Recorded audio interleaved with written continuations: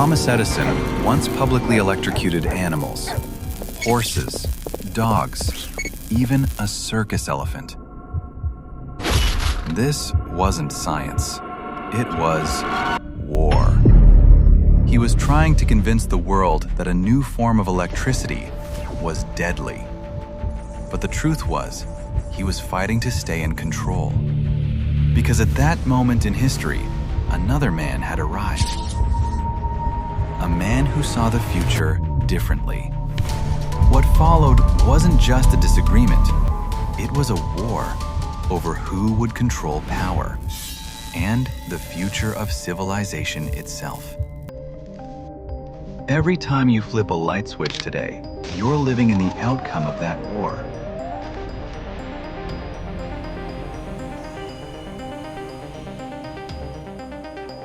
The world before these two men went to war was a place of shadows. Darkness was normal. No screens, no streetlights, no hum of electricity in your walls. Just fire, candles, and the constant fear of the dark. But one man believed he could change that. The year is 1878, and in a modest laboratory in Menlo Park, New Jersey, a man the newspapers were already calling the Wizard was about to change everything. His name was Thomas Alva Edison. Born in 1847 in Milan, Ohio, Edison was not a man of formal education. He was expelled from school as a child, his teachers calling him, and this is not a joke, addled. But Edison had something no classroom could give him: an obsessive, tireless, almost savage drive to invent. By 1878, he had already given the world the phonograph, a machine that could record and replay the human voice. The world was stunned. But Edison was not done. He turned his eyes to light. It works. After 14 months and over 10,000 experiments, on October 21st, 1879, Thomas Edison demonstrated the first practical incandescent light bulb. It burned for over 13 hours. I have not failed. I've just found 10,000 ways. That won't work. The world cheered. Investors lined up. And Edison built the first electrical power station. By 1882, he was lighting up 59 customers on Pearl Street, Manhattan, with direct current. DC Edison's system was a masterpiece, with one fatal flaw. Direct current could only travel 1 mile. To light an entire city, you'd need a power station on every single block. A massive, expensive, and inefficient web of copper. Edison knew this, but he had too much money invested to admit it. June of 1884, a young Serbian immigrant stepped off a boat in New York City with 4 cents in his pocket, a letter of recommendation, and a mind unlike anything the world had ever seen. His name was Nikola Tesla. Born in 1856 in Smiljan, in what is now Croatia, Tesla was everything Edison was not. Where Edison was blunt and commercial, Tesla was poetic and philosophical. Where Edison relied on brute trial and error, Tesla designed entire machines in his mind, working out every component, every tolerance, every rotation, even before a single piece of metal was touched. Tesla had already conceived something revolutionary. A system using alternating current, a sea power, electricity that could travel hundreds of miles without losing power. The letter in his pocket was addressed to Thomas Edison himself. Tesla went straight to Edison. My dear Edison, I know 2 great men, and you are one of them. The other is this young man. the letter reads. It was written by Edison's associate, Charles Batchelor. Edison hired Tesla on the spot. For nearly a year, Tesla worked 18 to 20 hours a day for Edison, redesigning Edison's inefficient motors and generators. Edison promised him $50,000 if he succeeded, roughly $1.5 million today. Tesla succeeded. Edison laughed. He said the promise had been a joke. Tesla resigned, digging ditches for $2 a day just to survive. But the war had quietly begun.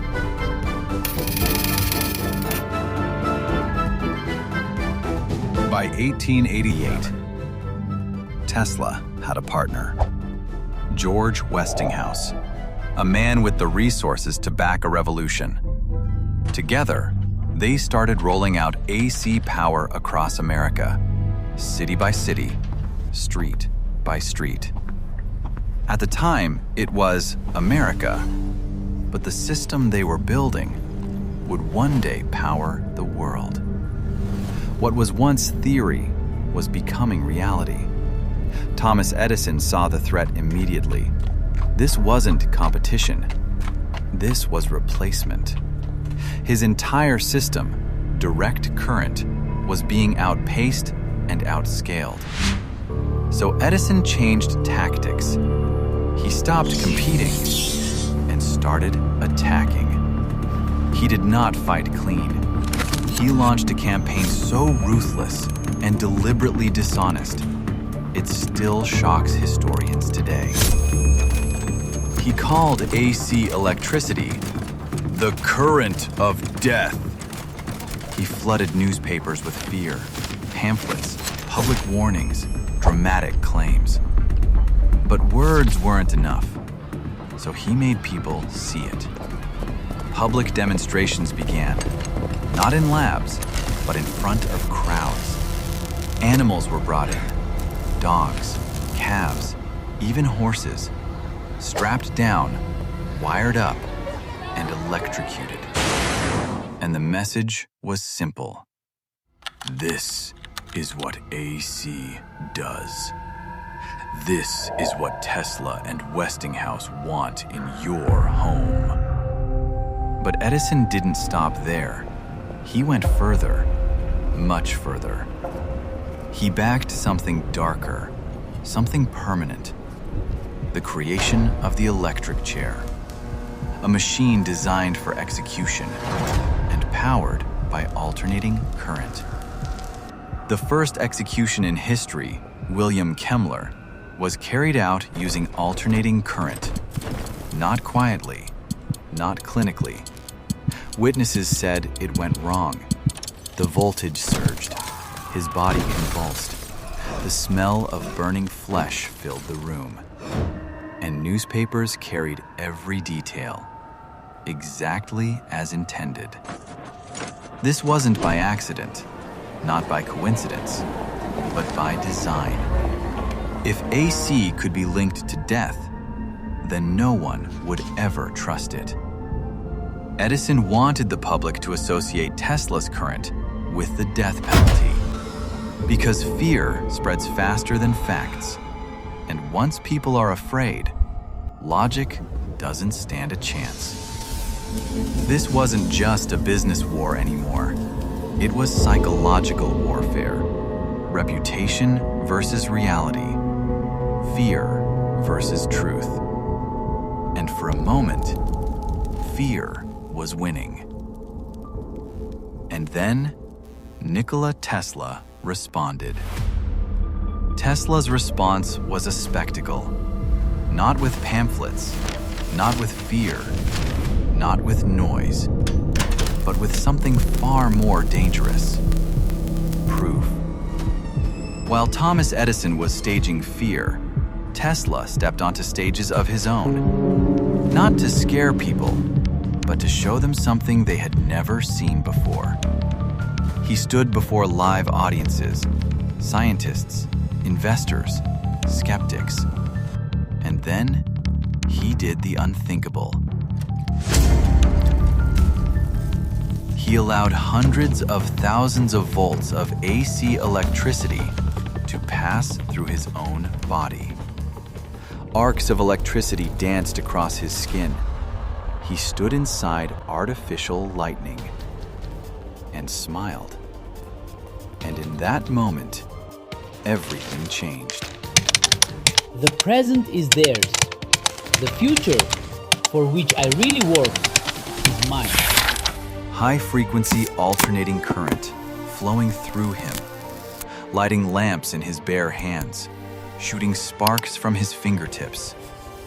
No harm, no panic, just light, silent, calm.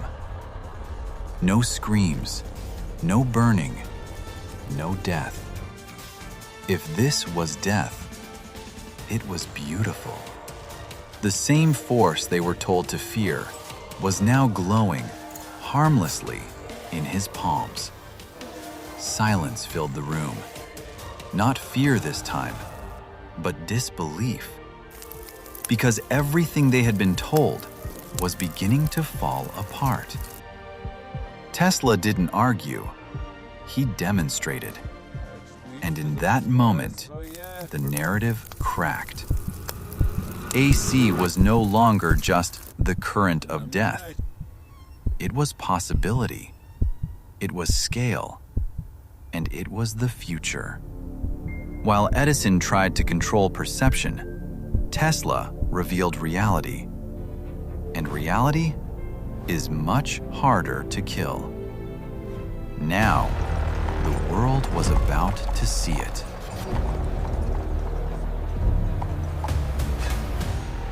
(1893), Chicago, Illinois, the World's Fair.